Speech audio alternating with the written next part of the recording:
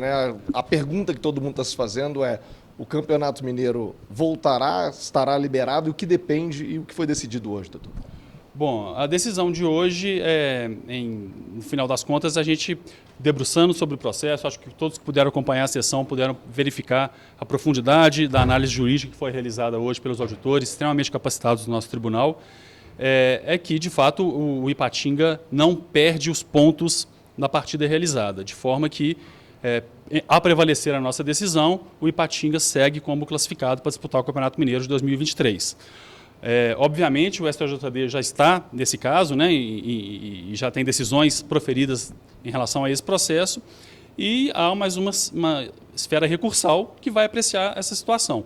Se o campeonato começa ou não no próximo sábado, compete ao STJD agora definir, uma vez que foi uma decisão do próprio STJD que suspendeu o início da competição. Então, certamente, eles vão apreciar a matéria, verificar se o julgamento realizado hoje permite o início do campeonato na data agendada e na data aprazada, e que todos contam que isso aconteça. Apesar do resultado de campo mantido, o Ipatinga ainda assim foi punido, né, com multas. Esclarece por que da multa, né, por que há punição financeira e não há punição na esfera esportiva.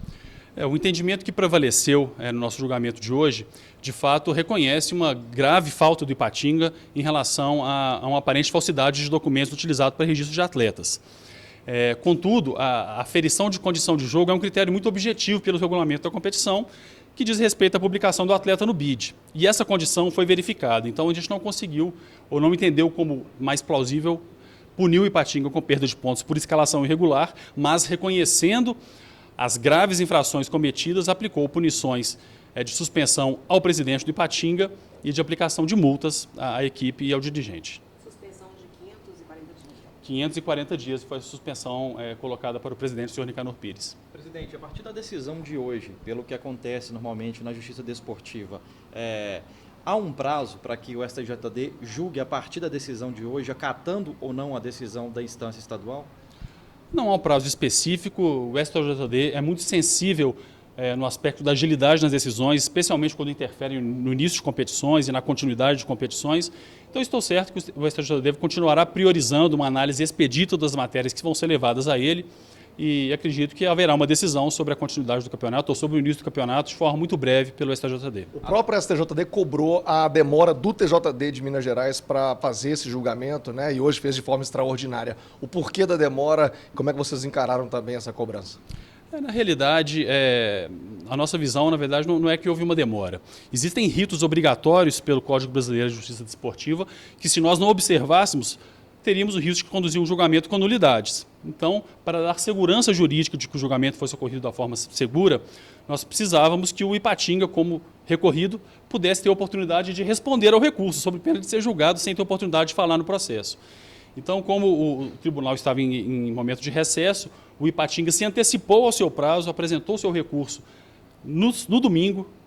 A Procuradoria de Justiça Desportiva, em 24 horas, fez o seu parecer, cumprindo os requisitos necessários para que esse julgamento acontecesse. Então, na realidade, o nosso tribunal tem como prática atuar de forma bastante ágil, e assim foi feito, assim que o processo estava possível de ser julgado, foi pautado para o mesmo dia. É dessa forma que nós tentamos conduzir os nossos casos. Diante de tudo que foi exposto nessa reunião aqui de hoje, onde o tribunal disse que não tem a competência para falar se um documento é falso ou não, pode criar uma jurisprudência para ser sugestionado no próximo campeonato, no regulamento, que os documentos sejam autenticados por uma autoridade competente? Na realidade, o entendimento majoritário no nosso julgamento de hoje foi que o tribunal tem sim competência para verificar a falsidade dos documentos para fins de aplicação de penalidades desportivas. Então, essa situação, retornando à nossa análise, esse tipo de cenário de alegações de falsidade, entendo que o tribunal vai se debruçar sobre as provas existentes, e se houver uma detecção de falsidade, possivelmente as penas serão aplicadas. Esse é o entendimento que prevaleceu. Obrigado, doutor.